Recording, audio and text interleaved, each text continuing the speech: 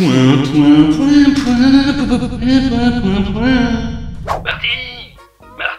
il faut retourner en 1985. Ah non, mais pourquoi faire, Doc? Parce que le monde est devenu fou en 2022. Mais Doc, si je retourne en 1985, je ne pourrai plus voir les vidéos de l'enfer. Pas faux.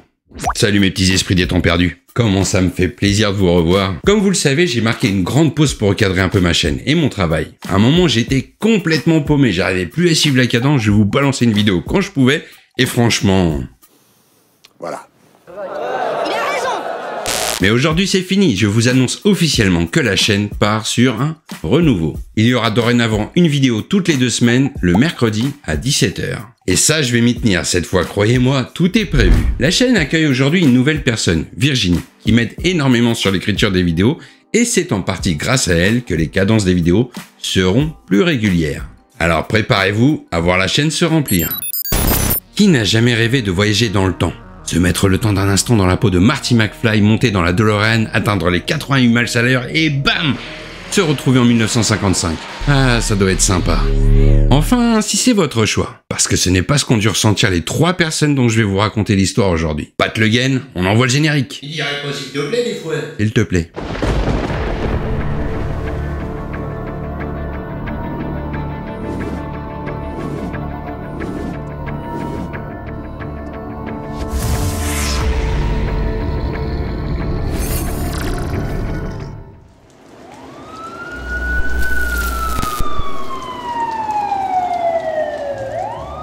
Sergei Ponomarenko est un Ukrainien âgé de 25 ans qui a été trouvé en train de marcher dans les rues de Kiev le 23 avril 2006, un peu perdu accroché à son appareil photo qu'il portait autour du cou.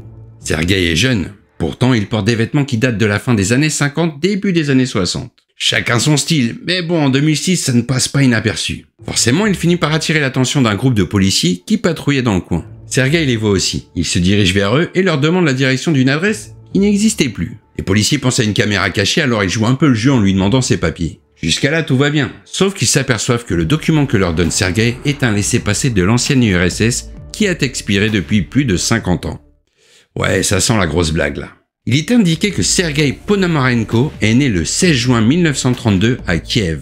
1932. Ça veut dire qu'en 2006, il aurait dû donc avoir 74 ans et pas dans les 25-30 à tout casser. Ou alors, il est hyper bien conservé le mec. Les policiers se disent qu'il y a quelque chose qui ne tourne pas rond dans sa tête. Alors ils le prennent en charge, direction l'hôpital psychiatrique. Les mecs sont un peu radicaux quoi. Trouve pas son chemin le monsieur avec ses vêtements chelous? Allez, embarque-moi ça Francis, on va l'emmener voir le doc. À l'hôpital, Sergei rencontre le docteur Pablo Kutrikov, qui l'interroge et qui filme en même temps l'entretien qu'il réalise le 25 avril 2006. Les médecins se disent que Sergei va finir par avouer la supercherie. Sauf que non. Sergei continue d'affirmer qu'il ne ment pas, qu'il est né le 16 juin 1932, qu'il a 25 ans et qu'il ne sait pas comment il est arrivé là. Et ça commence sérieusement à l'agacer. Heureusement pour lui, l'un des médecins est photographe amateur et il s'aperçoit que l'appareil de Sergei est un Yakimaflex. Et à notre époque, cet appareil est un petit bijou car c'était l'un des premiers appareils portables japonais mis sur le marché en 1957. Là, les médecins trouvent ça chelou. Sergei leur dit que ce matin-là, il était sorti pour faire des photos de la ville et il a remarqué un drôle d'objet en forme de cloche qui volait dans le ciel. Il a donc fait ce que tout le monde ferait, il l'a pris en photo. Juste après ça, Sergei s'est évanoui et s'est réveillé dans une ville qu'il ne connaissait pas. Il affirme également que quand il est arrivé à Kiev, les magasins ainsi que les voitures qui circulent dans la ville sont complètement différents de celles qu'il a l'habitude de voir dans les rues. Les médecins ne le croient toujours pas et pensent qu'il délire complètement. Sergei leur dit de développer les photos qu'il a prises. Comme ça, ils verront qu'il ne ment pas. Pas bête Sergei, pas bête. Ils font donc appel à un expert qui leur explique que la pellicule qui se trouve dans l'appareil n'est plus commercialisée depuis 1970. C'est une pellicule en celluloïd qui est très fragile. Et si elle avait été utilisée avant 1970, il aurait été impossible de développer les photos parce que la pellicule aurait dû être détériorée. Et il n'y aurait plus de photos exploitables sur le film. Mais le film était intact, les photos bien présentes. Une fois les photos développées, les experts évaluent qu'elles ont été prises vers 1958. Car sur les photos, il y a les rues de Kiev telles qu'elles étaient il y a 50 ans. Et on y voit même Sergei avec les mêmes vêtements qu'il porte ce jour-là. Il y a aussi une jeune femme sur les photos. Sergei leur affirme qu'il s'agit de Valentina Kulik, sa petite amie.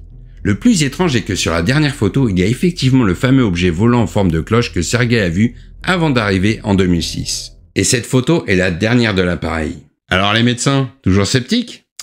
Et apparemment oui. Ce soir-là, Sergueï a été emmené dans une chambre pour la nuit en attendant que les médecins trouvent le bon traitement pour le soigner. La chambre de Sergueï est fermée à clé. Il y a des barreaux aux fenêtres. La porte ainsi que l'intérieur de la chambre sont filmés en permanence par des caméras de surveillance. Une vraie chambre psychiatrique quoi.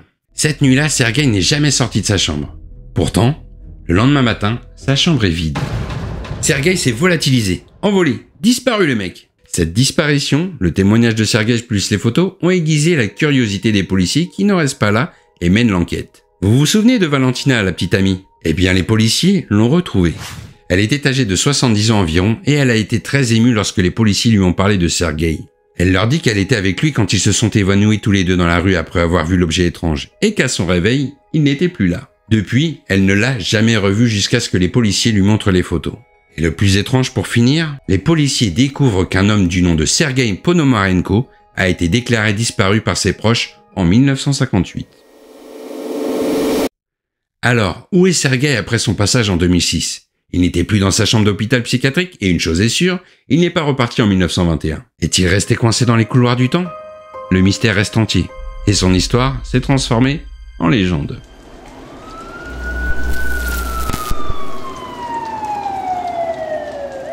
Thomas a 10 ans quand ses parents emménagent dans une ferme avec une petite mare artificielle sur le terrain. Le père de Thomas avait peur que son garçon se noie dans la mare, donc en bon parent, il lui interdit formellement d'y aller, que ce soit seul ou avec ses amis. Et pour être sûr que Thomas n'y mette pas les pieds, il lui raconte que des événements étranges ont lieu en ce moment dans la région. Il y avait en effet des animaux qui disparaissaient mystérieusement sans laisser aucune trace. Ils étaient comme volatilisés. Mais qu'est-ce qui se passe dans la tête d'un garçon de 10 ans en entendant ces choses-là? C'est à double tranchant. Soit le garçon prend peur et écoute son père, ou bien il lui dit « oui, promis » et il file direct à l'endroit interdit. Et si je vous raconte aujourd'hui cette histoire, c'est que Thomas a choisi la deuxième option.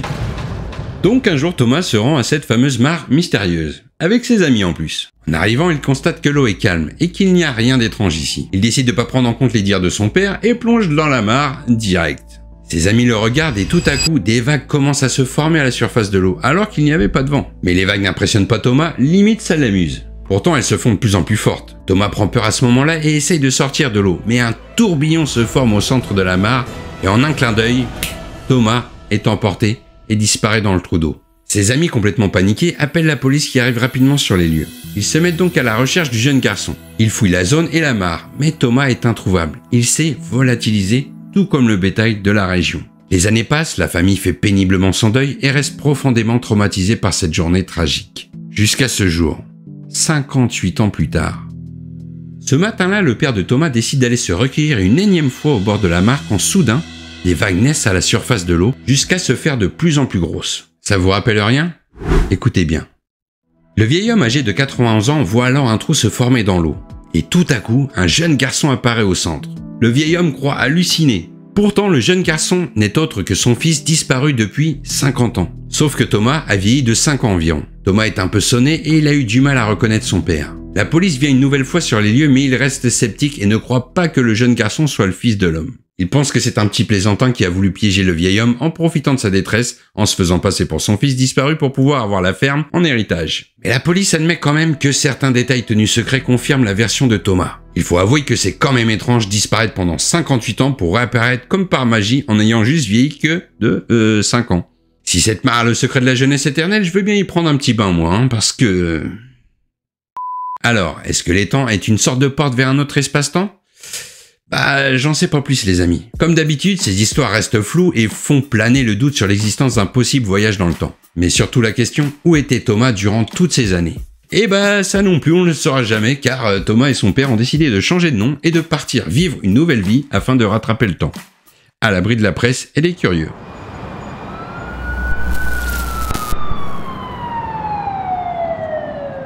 Pour finir, voici l'histoire de Paul Amadeus Dienach.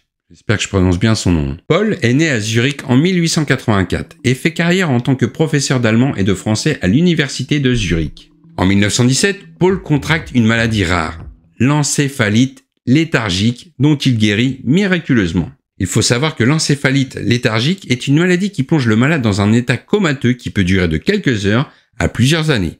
Donc, c'est un truc assez sérieux. Paul contracte de nouveau la maladie en 1921, mais cette fois-ci, la maladie est beaucoup plus violente. Et elle va le plonger dans le coma pendant 1 an.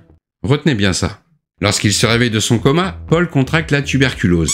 Décidément, Polo, dans le genre poisseux, t'es pas trop mal, hein. Il décide de déménager à Athènes car l'air y est plus sain. Là-bas, il enseigne également le français et l'allemand et fait la rencontre de Georges Papaazzi.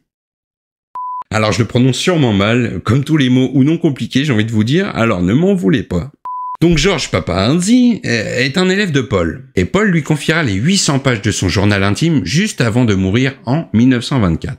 C'est alors que Georges commence à traduire le journal en 1926 et le terminera en 1940. 14 ans pour traduire 800 pages, ça devait être un sacré bordel ce journal. Toujours est-il que le journal original sera confisqué par l'armée grecque en 1944. Heureusement, Georges avait eu le temps de le traduire dans son intégralité et il avait ensuite confié son travail à ses amis. Et il a bien fait car l'armée ne rendra jamais le journal qui a été tenu secret durant des années. Les francs-maçons ont considéré que le journal était sacré et qu'il devait être protégé à tout prix alors que beaucoup de chefs religieux ont dénigré le journal en le considérant comme farfelu et totalement faux. Georges fera tout de même publier le journal en 1972 sous le nom de Valley of the Roses. Mais il n'obtient pas le succès espéré.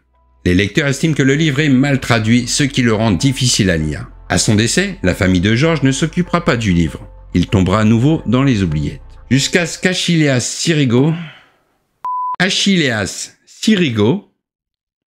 membre des francs-maçons, découvre à nouveau le livre. Il participera à sa traduction et le publiera sous le nom de Chronicle from the Future. Ce sera la dernière version et il sera publié en anglais uniquement.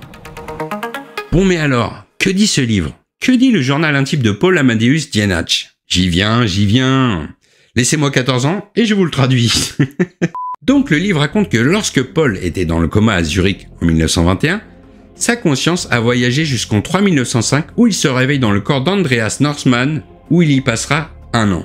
À son réveil, il est entouré de personnes qu'il ne connaît pas mais qui disent être de sa famille. De la fenêtre de sa chambre d'hôpital, il voit une forêt magnifique à perte de vue et de hautes montagnes. Bon, apparemment, on n'a pas tout perdu dans les années 3900. Étant donné qu'il ne parle pas la langue de ses infirmiers, il est emmené voir un groupe d'hommes appelés les Anciens. Les Anciens lui expliquent qu'il est un voyageur du temps. Cela veut donc dire que ce qui nous est totalement délirant à notre époque sera normal dans 2000 ans. Les Anciens lui donnent des détails sur le futur, mais il refuse de lui parler du XXe siècle, de peur qu'il essaye de changer les événements. Ce qui aurait forcément un impact sur le futur, ça tout le monde le sait. Merci Marty McFly. Oh, dur, c'est pas le pied. Les Anciens lui racontent que le XXe et le XXIe siècle sont marqués par les guerres mondiales, par l'oppression de l'homme sur l'homme et par le manque de respect de la nature. Il explique que durant ces années, le pouvoir économique et la politique sera détenu par un nouvel ordre mondial. La planète sera surpeuplée et Mars deviendra une colonie en 2204. Ceux qui veulent vivre sur Mars, ne vous emballez pas trop. Cette vie sur Mars ne durera qu'une 60aine d'années, car un événement climatique anéantira les 20 millions de personnes qui y vivent. Paul raconte aussi dans son livre que les Anciens lui ont dit qu'une guerre mondiale anéantira presque complètement le vieux continent en 2309. Et la population qui survivra migrera vers le sud de l'Europe. Mais au cours du 24e siècle naîtra l'âge des héros. Bon les gars, c'est pas les Marvel, hein. Arrêtez tout de suite vos fantasmes, la veuve noire, c'est mort. Non, l'âge des héros, ce serait la naissance d'un nouvel ordre mondial apportant l'égalité et l'ordre où tout le monde se sentirait citoyen de la Terre. Bon, c'est moins fun d'accord, mais imaginez un monde sans guerre. Genre, ça y est, tout est fini. L'humanité s'entend à merveille. Ça serait super. Bref, Paul raconte d'autres choses dans son livre comme la technologie qui progresse rapidement, que les humains vont avoir enfin la visite d'extraterrestres et cette visite ne sera pas cachée à l'humanité, que les gens travailleront que 2 ans dans leur vie, de 19 ans à 21 ans, que faire des enfants sera surveillé par le gouvernement, en gros, il faudra leur accord pour que vous puissiez avoir un bébé. Bref, beaucoup de détails sur notre futur et je vous ai lu que les grandes lignes. On peut se demander si le récit de Paul est le fruit de son esprit atteint de l'encéphalite léthargique. Est-ce qu'il était en plein délire alors qu'il était dans le coma ou sa conscience a-t-elle réellement voyagé? Une chose est sûre, Paul n'a jamais parlé de son voyage lors de son vivant, de peur de passer pour un fou. Alors quel intérêt aurait-il eu à mentir si c'est pour en tirer aucune gloire? Seul le temps nous prouvera, ou pas, la véracité de son récit.